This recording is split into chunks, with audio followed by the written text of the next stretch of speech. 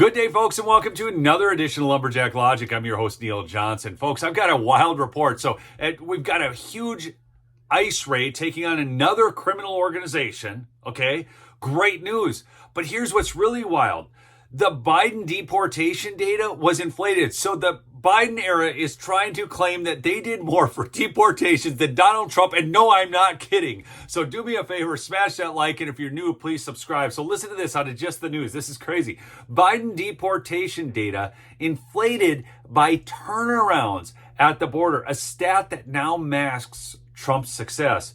It turns out that the data set from the Biden era was inflated by counting as deported. Okay, so they classified them as deported. You know, this is like you classify criminals, right? And we see that, Spanish dudes are now being referred to as white guys so they can call it white domestic terrorism and stuff. It's nuts, okay? There's liars, darn liars, and statistics, okay? So they counted those as deported who were stopped from entry and turned around. So listen to this. The Biden administration inflated its numbers of reported deportations by conflating the numbers of illegal immigrants stopped by border agents before they could even get inside the United States. Biden's figures are hiding the success of Trump's immigration enforcement, folks.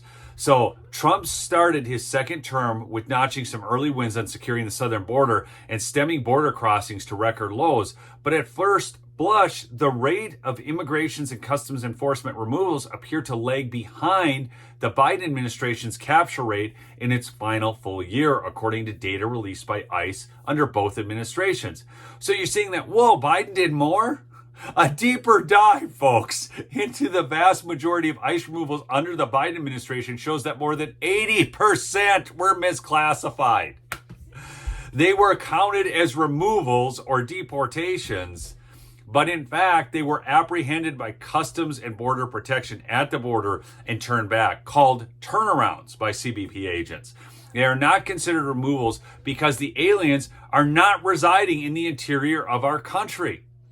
An analysis of the data shows that Trump's ICE is removing illegal aliens residing in the country's interior rate about 5 times faster, folks. So they're using these lies, conflating the numbers, and yet Trump is removing them 5 times faster, and they're trying to say, yeah, but we did more.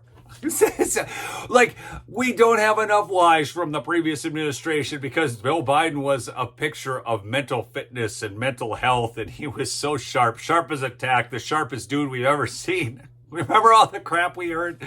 Okay, on the analysis of the data, okay, showing them 5 times faster, the data shows that the administration has arrested 66,463 illegal aliens and removed a total of 65,682 in the first 100 days of Trump's second term. This means that the rate of ICE removals under Trump stands at about 660 deportations per day. And I will say that's not nearly enough, folks. If we're going to solve the problem in this country, 660 per day is not enough. We need to get those numbers up into like the 10,000 per day, at least 5,000 per day, something, if we're going to have a significant impact. Remember, the Democrats could win back control of the House in the midterms. And if they do, all of this is going to stop. So we need to move now. One of the things that Democrats have always understood is the use of power. Remember Obamacare? We got that even though it was wildly unpopular. And Barack Obama, they're like the same thing, folks. I mean, because Barack Obama is running Joe Biden. So, just call them the same name. But the fact of the matter is that during that time, they understood the use of power. So they actually did the Cornhusker kickback, Louisiana Purchase, all these things to purchase Republican senators to get them to sign on to Obamacare. It was nuts. But they understood the time that they had. And I just want our Republicans to understand that. Now they're fighting corrupt judges. I'm going to do another video on that because this is just, the judge thing is getting wild. But during the final fiscal year of Joe Biden's presidency, removals were clocked in at a 10-year high, according to data released by ICE during the prior administration. Okay, ICE deported 271,484, or 740 per day, outpacing Trump's first 100 days. But it turns out that that's superficial analysis. More than 80% of the 270,000 were turnarounds, folks. So they just lied to you. surprise, right? They lied to you. Meanwhile, let me give you another report out of the Gateway Pundit about ICE raiding an Oklahoma safe house. But really quickly, go check out mypillow.com/lumberjack or call the 800 number at 1-800-568-2865. The $25 sale on percale sheets, the best deal ever on these sheets. Only exclusive to Lumberjack Logic listeners. It is not on the main page of MyPillow. Ends Wednesday. That's it. It's the last day. It's any color, any size. They're running out of some of the sizes and colors. It was all due to a box store order that got canceled, and you guys get to take advantage of that. So before Wednesday, go check that out. But ICE raids an Oklahoma safe house tied to Guatemalan-based human smuggling cartel and indicts 8 in Juarez-linked operation, flooding the U.S. with illegal immigrants. So one of the great things the Trump administration is doing is they're not only deporting, illegals, but they are deporting specific and capturing specific, the ones that were actually bringing them in, the human smugglers. These human smugglers are the worst type. They're charging obscene rates, and it's leading to the abuse of children. The latest ICE target has been the Lima Lopez Transnational Criminal Organization, also known as the Lopez Human Smuggling Organization, or LHSO.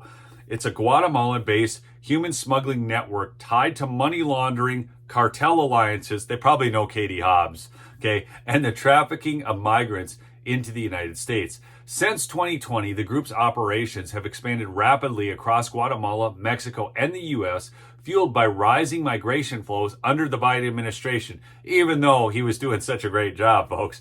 Open border policies and strategic partnerships with criminal syndicates like the Juarez cartel. Democratic lawmakers and mainstream media have recently criticized ICE for its April 24, 2025 raid on a home in northwestern Oklahoma City, part of Operation Take Back America, a long-running investigation into transnational human smuggling. And you have to think, well, why on earth would they be criticizing ICE for that? Are they on the take? Anyways, surveillance confirmed that members of the Lima Lopez Transnational Criminal Organization remain tied to the property throughout the utility records and legal ownership. ICE executed a valid warrant. Okay, again, the mainstream media never covers this. It was a valid warrant authorizing the seizure of devices and documents related to human trafficking and money laundering, regardless of the current occupants. And that's a big deal, folks, because we know that they lost 300,000 plus kids in the Biden administration. And HHS, we learned from Robert F. Kennedy in the cabinet meeting, was actually part of this whole thing. This is nuts. Our government so failed us, okay?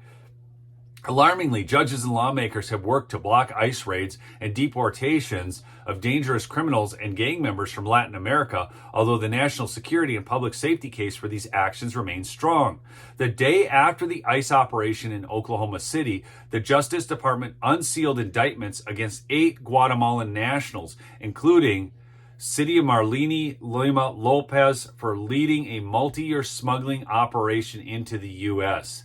Like many transnational criminal organizations, the Lima Lopez Transnational Criminal Organization is a sophisticated, multinational enterprise that has generated hundreds of millions of dollars, folks, by exploiting border vulnerabilities and laundering illicit profits through U.S. banks and mobile payment apps. Between September 2020 and April of 2023, the group estimated to have smuggled thousands of people from Guatemala through Mexico to the United States, charging roughly $5,000 per person and earning between $104 million and $416 million in illegal proceeds. So Trump is doing the hard work. Biden's trying to take credit for doing more than Trump, even though they're miscalculating the numbers. And if we included turnarounds at the border from Trump, now those have gone down significantly even. They don't even have the opportunity to turn them around anymore because everybody knows the border's closed. Donald Trump has done the Lord's work because all we needed was what, folks? You can write it in the comments. We'll see you on the next episode. Remember to check out mypillow.com/lumberjack or call the 800 number at 1-800-568-2865 for the best deals on the best sleep products. We'll see you on the next episode, folks. Peace out.